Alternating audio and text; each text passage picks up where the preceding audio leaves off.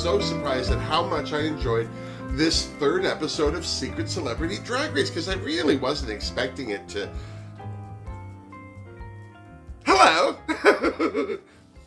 It's me, Wilma Fingerdoo. Welcome to the Fingerdoo review of RuPaul's Drag Race. Seriously, Jorge, every time you can't say action, I'm just saying. Anyway, welcome to the Fingerdoo review of RuPaul's Drag Race Secret Celebrity Edition, Episode 3. And all I have to say is, Jorge, drink me. Ooh, look at you. This is the same thing we've been drinking all day. I certainly have the umbrellas to show for it. It's tequila and lemonade. It's not tequila, it's vodka. We ran out of the tequila. Ooh, we ran out of the tequila. But let's get to it. Okay, so this week's Secret Celebrity edition of Drag Race was a huge surprise for me. I just have to say, I wasn't expecting much from any of these, and each one has gotten better each time. Now, this episode of Secret Celebrity had three very diverse, very different, they couldn't have been more different from each other celebrities than any show so far. The first celebrity through the door was Alex Newell, who is a singer. He's also been on Broadway. He was Unique on Glee, who was a transgendered character. Now, I have to admit, I didn't watch Glee by then. By then, I'd stopped watching. It had jumped the shark for me at some point. I think when Sue Sylvester married herself, I stopped watching. It just became weird. But Alex has a fantastic singing voice and is very, very talented. He's also gender fluid in his dressing. He's very much not a cross-dresser, but a flamboyant one for sure. There's, he played a transgender person on Glee, so there's a lot of photos of him in full female attire. But his presentation of himself is very, very, like fabulous coats, big hats, lots of makeup, very, very outre. And I'm always impressed with these people when they come on RuPaul's Drag Race, because they're more of an expert than the other people, but sometimes being more of an expert can make you kind of maybe not try so hard. You just think, oh, this is easy, whatever. I'm just saying. I'm not saying that was the case with Alex, but when he came in and switched his hair, I was like, okay, I'm just saying. Next through the workroom doors was Dustin Milligan of Schitt's Creek fame. Now, I am a Canadian, and so is Dustin. Good for you, Dustin, first of all. Second of all, I'm not a very good Canadian. I have never seen Schitt's Creek. No offense. That's not true. I watched the very, very first one and couldn't bear it. I couldn't watch it. Now, I understand it got better, or maybe I just was watching the first episode wrong. I don't know. But it became a hugely popular show. I just never saw it. So I have no idea who Mr. Mulligan is. But I'm super excited to see how he does on the race. I'm just saying. Third through the workroom door, I was shocked. My jaw dropped. I clutched pearls. I was shocked. Matt Eisman came through the door. Now, I just love Matt because he is a very funny comic. He's surprisingly funny. You just think he's going to be run-of-the-mill, but he's very, very insightful, very, very astute.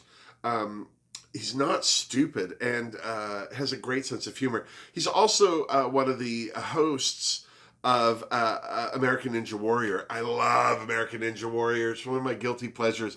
And Matt on that show is a huge guilty pleasure for me. But the thing that made his presence on the show the most impressive to me was Matt's not young. Like, he's not in his 20s or maybe even early 30s like Dustin is, or Alex for that matter. And older men, older white men tend to have a limited scope of reference because of the time they grew up in, not just how they were brought up, but how things were at that time. And so there was just a whole level of Matt being there, which right out of the gate, first of all, I was just impressed and stunned. But I also was like, oh, I don't know how this is going to go. He might just make this one big joke to make himself feel comfortable, which, of course, is the antithesis of what this is supposed to be at all. Just that. So right away, Rue showed up with her burning pussy, I'm just saying, to give the celebs their mini challenge. Now, this mini challenge was in a couple of parts. The first part was, and I'm loving this with the celebrities, was them getting into quick drag. And they had to get into quick drag as cheerleaders. So the pit crew brought in costumes. There were breastplates and hip pads and makeup and wigs and all sorts of things for them to rummage through, and they got right to it. And the Queen Supremes were off to the side watching all this, and they kept throwing out little tips like, don't put your wig on first, put the makeup on first, things like that. They were really helping them through. But the one queen who seemed to have no trouble getting through any of this was Alex Newell. I mean, makeup is no stranger to him.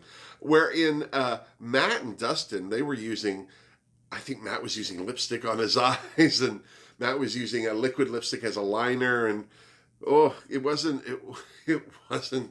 good. And when they finally all lined up in their cheerleader drag, you could see Matt wasn't feeling pretty. He was hiding behind those bags.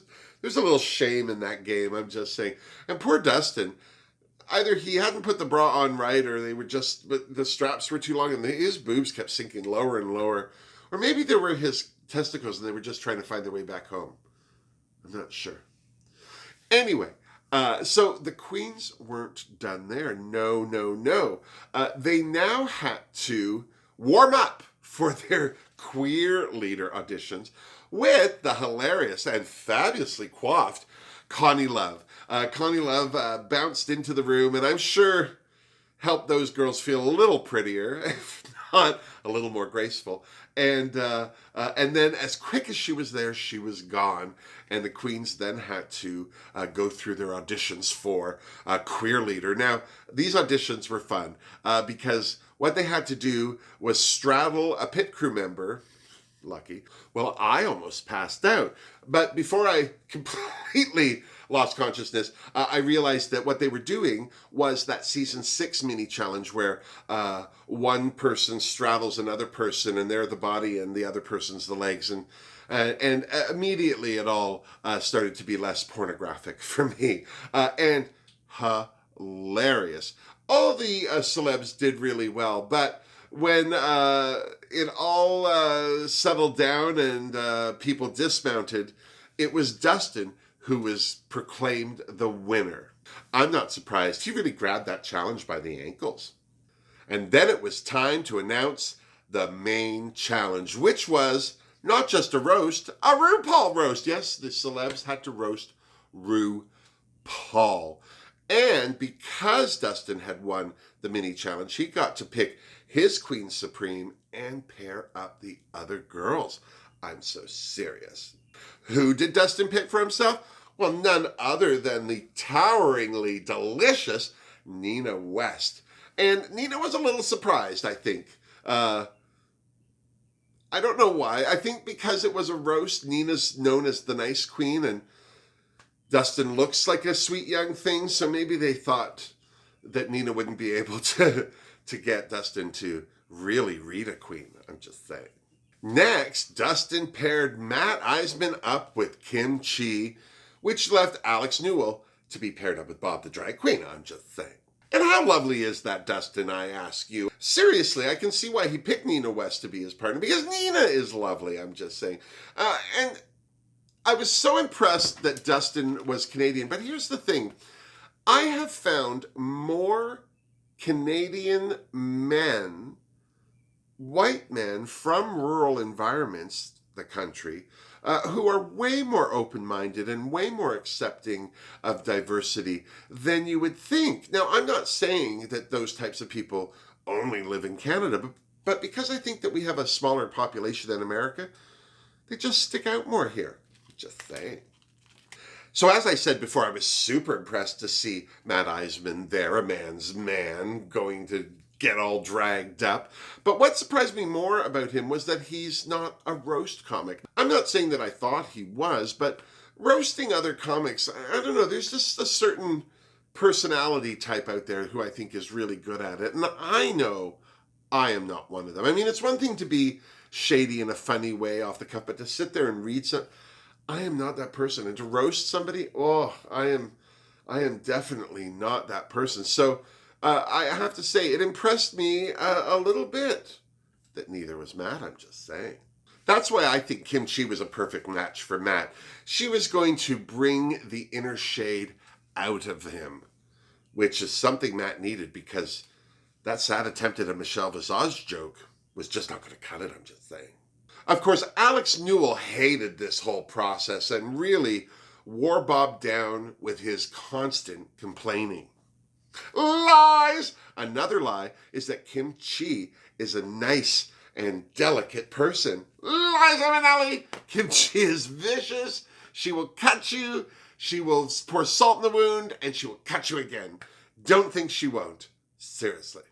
That's when Rue decided to drop in on the celebs and queens to check on their progress. His first stop was Dustin and Nina. And how sweet is Dustin? I have to say, I'm so super pleased that he wants to be more than just a jawline with a lack of personality. God bless him. I mean, 1 out of 2 ain't bad. He's unfortunately got a personality and a jawline. Seriously. Hard to hate someone like that. The only thing I didn't like about Dustin was that he has more drag queen names than I do. I'm so serious. But I wasn't mad at the fact that he settled on Rachel Mcadams Apple. It was cute and Canadian. Cute and Canadian, just like me. Rue's visit with Matt Eisman and Kim Chi was productive, I think, and helpful, but the big thing that Rue wanted to know from Matt was, what was his drag queen name going to be? And, well, I was impressed because Matt had chose Betty Bordeaux. Bordeaux the wine and Betty as in Betty Davis. Can't go wrong with those two, I'm just saying. Alex was already off to a great start with Bob the drag queen, but hearing Rue say that he was one of Rue's favorite singers, I think put him over the top. I'm so serious. But I have to say, I was really, it was just interesting to me to see somebody who's that comfortable around wigs and heels and makeup start to kind of go inside their own shell a little and kind of retreat or shrink a little. I mean, clearly you could see that the idea of the challenge and the contest part of this experience was starting to wear on poor Alex, I'm just saying. But not so much that he couldn't pick a drag name, which was Madam That Bitch. Madam That Bitch. I just thought that was a good name, I'm just saying. The next day, it was time for the full drag beat, which is what Matt Eisman was calling getting into drag, and oddly enough, what I used to call my finishing move. It's probably the same reason why I'm single. Kim Chi was the first queen to reveal her celebrity, and I just have to say that Matt, aka Betty Bordeaux, I was so impressed with this transformation. I really thought just by the basic structure of Matt's face, it's so masculine, so hard, and it's weathered and it's had some sun, and it's it can be a hard thing to fix or address, but clearly nobody seemed worried about it but me. Bob revealed Madam That Bitch next, and boy was she snatched. I mean, there was still some finishing to do, but seriously, I think that Alex Newell was ready to let Madam That Bitch take over. I'm just saying. Rachel Mcadams Apple was another surprise. Oh my God, she looked gorgeous. In fact, I thought she looked like if Tim Curry and Morgan Fairchild had had a daughter together and then put a lot of makeup on her. That's what I felt Rachel Mcadams Apple looked like. I'm just saying. But they weren't done yet. Oh, no. It was now time to separate the boys from the drag queens. And by that, I mean, it was time to tuck. This never goes well. You can always see these guys, like the look of shock and horror. You do what? You put what? You tape what? Oh, you can always see it. But I'll tell you, I was really impressed with Matt and Dustin. They both went full tilt boogie. They got the duct tape out. Nina, not being shy because she's single, had no trouble getting in there and really helping Dustin tuck as tight as he could. As for Kim Chi, I don't know that she helped Matt at all. Maybe it's too much like cardio. Even though Alex Newell had the foresight to wear a dance belt and wasn't that worried about tucking, he still seemed to be the only celeb in the room who was starting to just become more quiet the further into this process he was getting. And I'm still not sure what that was, but you could see he was working with his own demons, I'm just saying. And then it was time to hit the runway. RuPaul looked gorgeous, as well she should. So did Michelle, Carson, and Ross, all of whom took a turn roasting Carson's jacket, I'm just saying. Nina West kicked off the roast by warming up the audience and roasting a few people, and then introducing her celebrity, which I liked. I liked that the queens were involved. It meant that it took a little bit of pressure off the celebrities.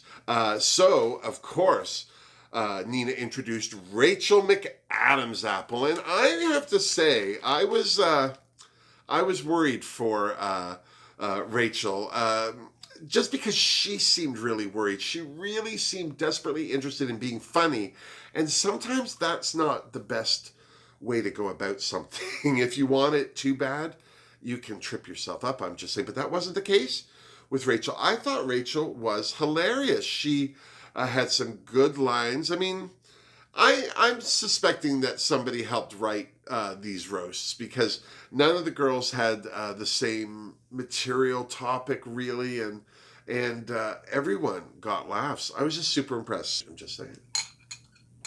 Bob the drag queen was hilarious, but then she always is. And then she introduced Madame That Bitch, and oh my God, that wig, first of all, whoever gave Alex that wig, just stunning. I love that red. I thought it looked good. The outfit looked great. And Alex, although I felt a little low-key, not quiet, not introverted, just low-key, not as necessarily big as he was when he first walked into the workroom. But everything that came out of Alex's mouth was hilariously funny. So here's to you, Alex. Well done, I'm just saying. Kim Chi was up next to introduce, well, Betty Bordeaux. But before she did, she went in deep. She went in deep with the judges, with the other contestants. Oh, it's no secret anymore. Everyone knows that Kim Chi, she's shady, girl, I'm just saying. Speaking of shady, Betty Bordeaux was hilarious. First of all, I was so impressed. There was no suggestion of Matt Eisman there at all. And Betty was hilarious. She went in deep, too. I loved her lines like mistaking Bob for the star of Get Out, and then saying, oh, as if anyone would ever confuse Bob with a movie star. And then saying to Rue that black don't crack, but it sure droop. Oh, God, it was so funny. I was very impressed. And really, I was impressed more with Matt just because I expected none of this. I had thought for sure that he would, just as a male comic, kind of breeze through it, and he didn't. He really applied himself. Here's to you, Betty Bordeaux.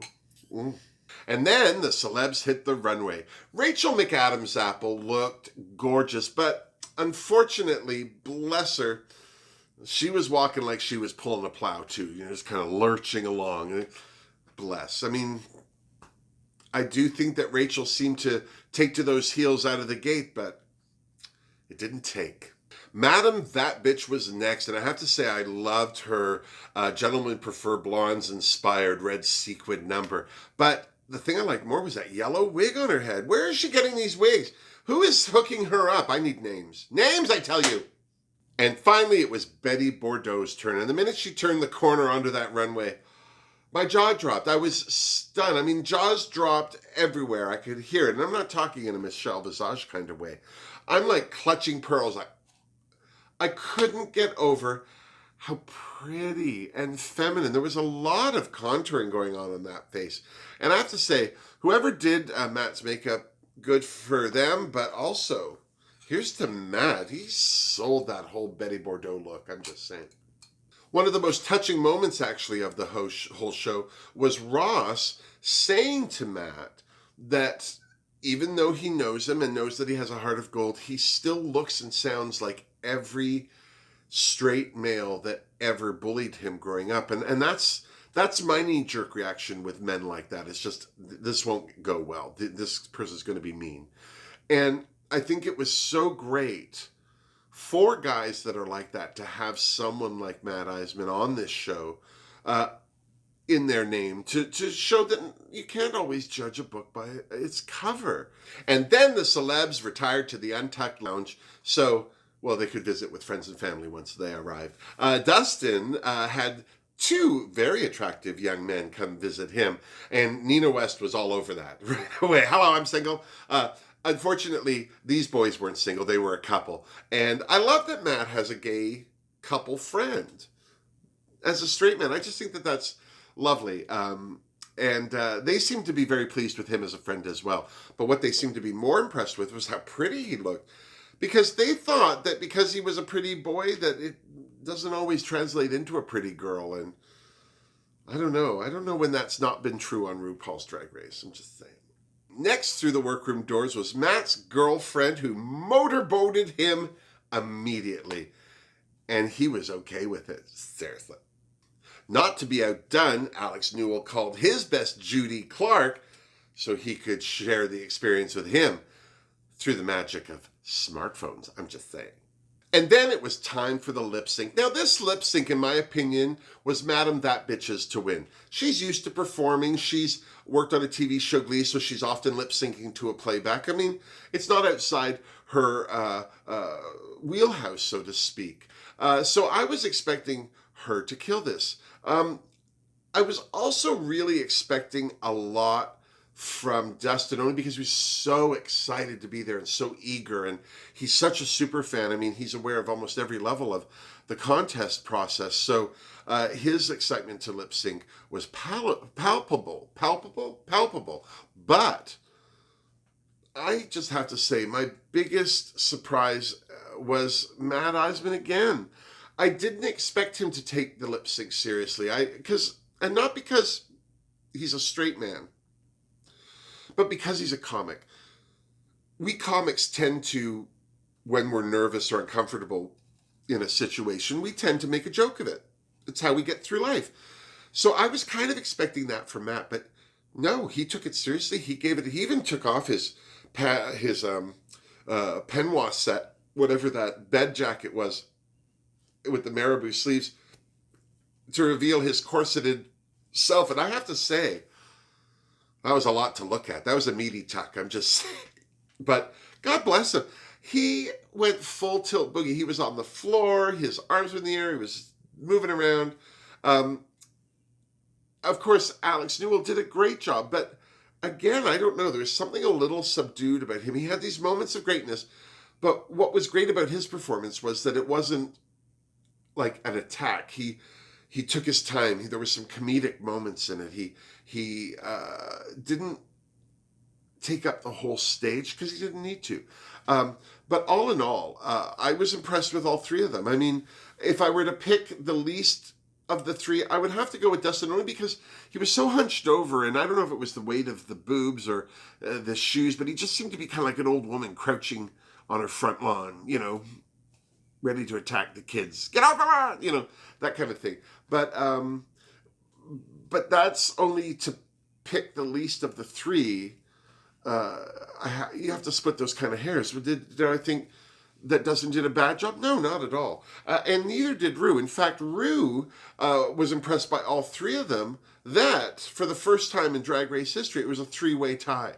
not only did all three of them win, but they each won $30,000 for their respective charities, which is brilliant. And I have to say, was a great way to end this episode. I'm sorry that they didn't do that with every episode, because quite frankly, I think they all should win $30,000 for their charity. But still, it is a TV show. They still have to pay the bills. And I'm not ashamed to say this again. These episodes have been getting better. I didn't mind the first one. I liked last week's, but this week was even more poignant for me. There was a lot more, I think just people having that light turn on in their head, or because not always is a new experience a good experience. You know what I'm saying? But in this case, it was a great experience, because these men weren't flying without a net. They had the whole crew and cast there to support them and get them through this. And I just have to say, I didn't expect to get emotional again during a Secret Celebrity edition of RuPaul's Drag Race, and I totally did. It was very touching, and I have to say, I am now excited to see the fourth and last one, although I won't be sorry to be going to bed a little earlier, because, jeez Louise, I'm tired. I'm just saying. So, what did you think of this week's episode of Secret Celebrity Drag Race? Did you agree? Should they have all have won? Should every episode have gone out like that with a three-way tie? Or do you think that this was particularly deserved? If this was deserved, well, I can't wait to see what next week's cast will bring to the table. So all we can do is wait until next week's episode and tune in. And then when you're done, you come on back and you see me so you and I can compare notes. Until next week, miss me. Mwah! Seriously, Jorge, I'm really enjoying this dirty lemonade.